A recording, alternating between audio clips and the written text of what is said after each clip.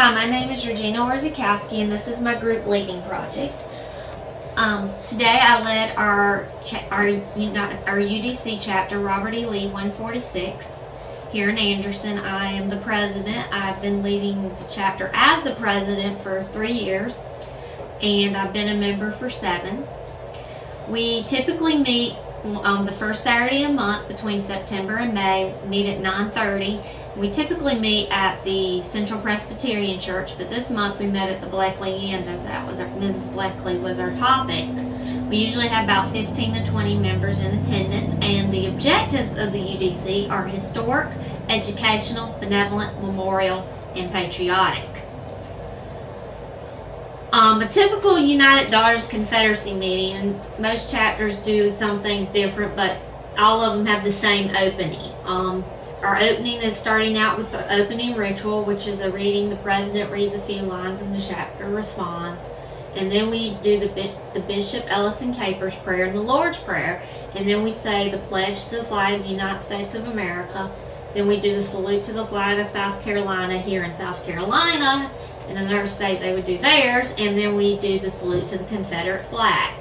After that, we welcome any guest and then do any new membership certificates. We didn't have any guest or membership certificates, so today we went straight into the topic of Mrs. Elizabeth Bleckley.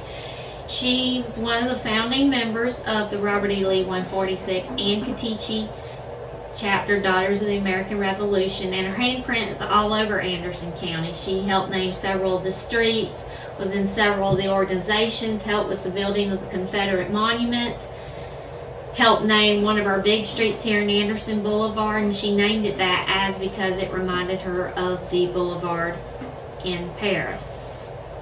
As far as group dynamics, we have those members who are very active, who are engaged, who enjoy being there, and we have the members who are there just because they have to be there. But some of them tend to respond. We don't do dyads or rounds in this type. We do a lot of discussion. Whereas we do our topic, and then if there's any questions they can ask, and then the business portion.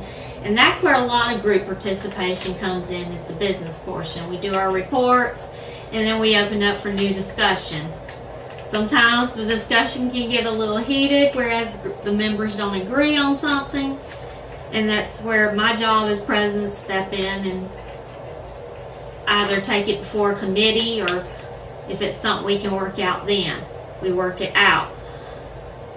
My self-assessment, I'd just like to start off with my self-assessment by saying I do not have a lot of self-confidence. I don't believe in all my skills, so it's kind of fair. I feel like it's unfair to assess myself, but it's something that has to be done.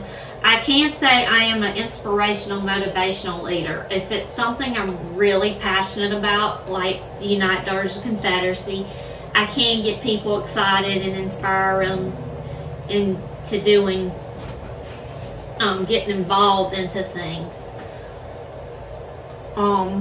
I'd use the task relationship model, because we are there as a group with a task and a purpose, which is to promote the history of our Confederate ancestors, and I am relationship oriented, where I can work better with a person that I have a relationship basis with. As my term comes to an end this May, I'm gonna take away with it that I absolutely cannot do everything as the leader. That's one problem I tend to do, is if something's not going to get done, I try to step in and do it, and I can't do it. So that's one of the things I'm going to have to take away, is that I need to get other people to help me and step back. And everybody's not, and then the other thing is, not everybody's going to like the way you do something. Everybody has their different leadership styles, everybody does things different, everybody has their different system of beliefs, and I tend to get my feelings hurt if somebody doesn't like the way I do something. But that's one of the biggest things I am going to take away, is that everybody's not going to like the way you do something, and you just have to be happy with yourself and content with the way you do it. So I'd like to end this presentation with a quote by Eleanor Roosevelt: "Do what you feel in your heart to be right, for you'll be criticized anyway."